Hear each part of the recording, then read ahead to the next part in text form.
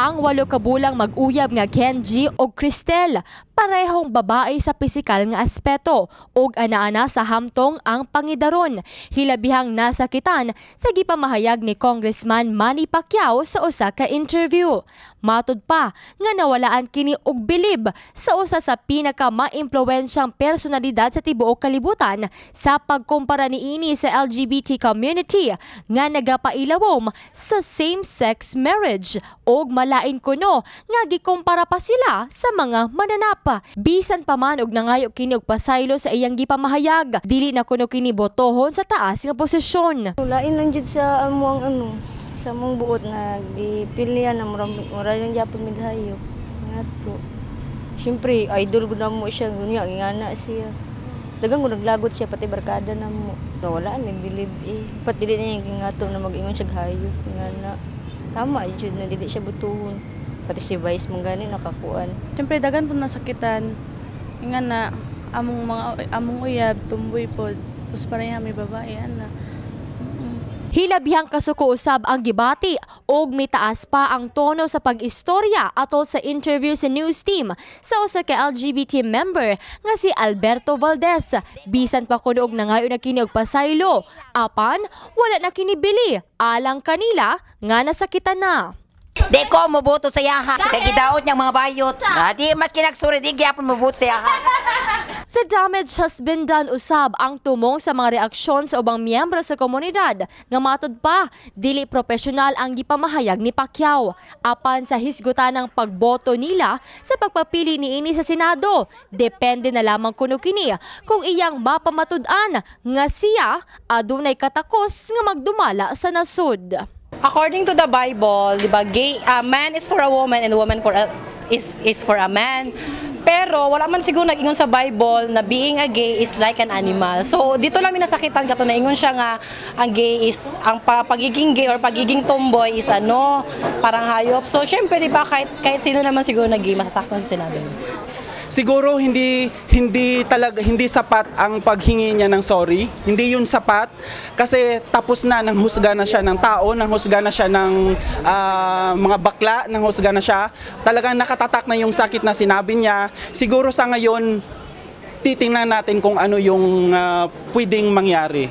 Pero hindi kami makapag-promise na mabuti para sa kanya.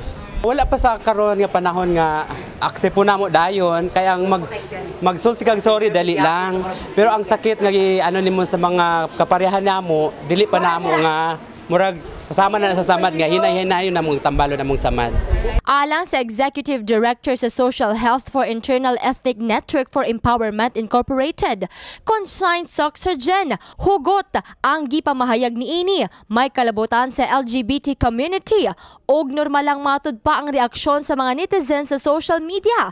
Apil na ang gipamahayag sa mga iladong personalidad sa telebisyon. Thinking people should say na degrading yung ginawa niyang statement. And hindi mo pwede babaan ang pagkatao ng isang tao at ibaba pa siya ng mas masahol pa sa hayop.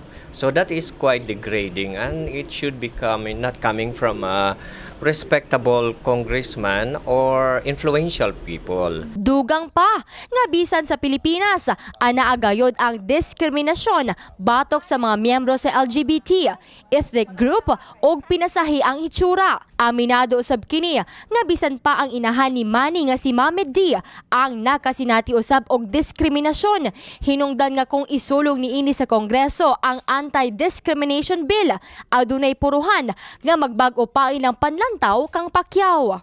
Ang binoboto ko at saka binoboto namin bilang LGBTIQ ay yung magdadala ng konkretong aksyon at batas na magpapaganda ng sitwasyon ng diskriminasyon na experience ng community. So ang susuportahan ng aming komunidad ay yung magpapasa ng anti-discrimination bill.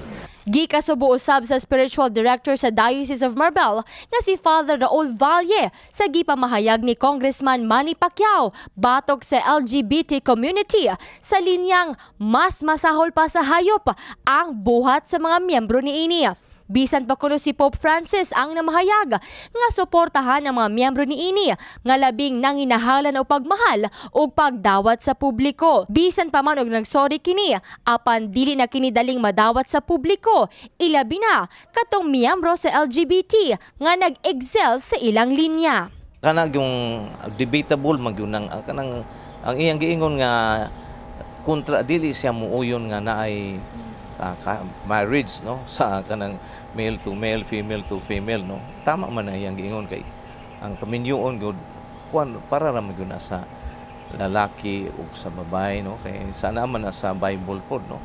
Nagamit magpud si Congressman Pacquiao og mga biblical passages siguro nga na murag ang pag-interpret hook, line, and sinker nga tawag nga interpretation ba literal nga interpretation. Nagpahinumdum usab kini sa tanan nga mag-amping ug susion una ang eksaktong matang sa pinulungan bago i-post sa mga networking sites sa social media.